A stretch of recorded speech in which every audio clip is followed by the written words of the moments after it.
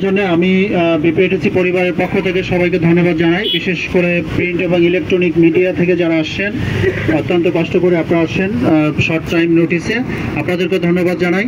এবং আপনাদের কাছে একটা অনুরোধ রাখি যে নিরাপদ সড়কের যে দাবি আমাদের রইল, সেই দাবিটি যেন আপনারা ভালোভাবে প্রচার করেন।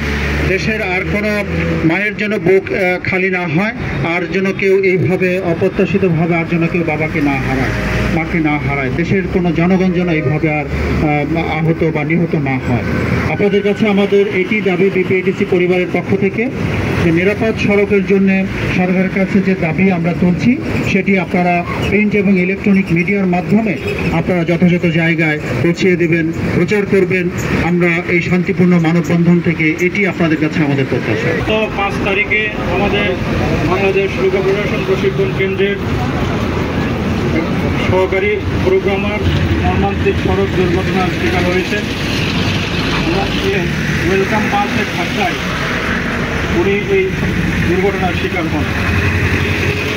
পরবর্তীতে আমরা বিপিএটিসি পরিবার অত্যন্ত মর্মাহত এই দুঃখজনক ঘটনায়।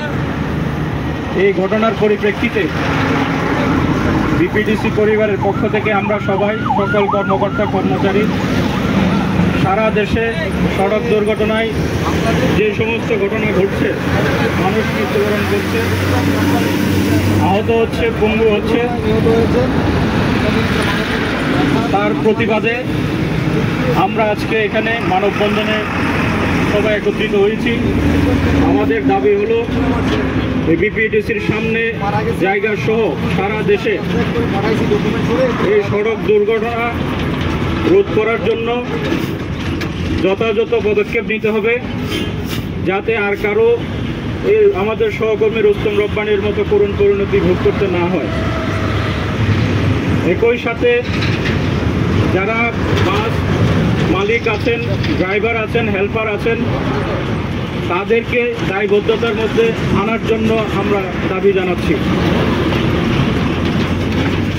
রুস্তম রব্বানী দুনিয়া থেকে চলে গিয়েছেন, তার পরিবার অসহায় হয়ে গিয়েছে। আমরা তার পরিবারের পক্ষ থেকে এই হত্যাকাণ্ডের বিচার চাইছি, যাতে দ্রুততম সময়ের মধ্যে এই দায়ী ব্যক্তিদেরকে গ্রেপ্তার করে যথাযথ বিচারের আওতায় আনা হয় এবং দৃষ্টান্ত স্থাপন করা হয়। ভবিষ্যতে যাতে এই ধরনের দুর্ঘটনায় মানুষের জীবনহানি না হয়, পরিবার যাতে বিপদগ্রস্ত না হয়।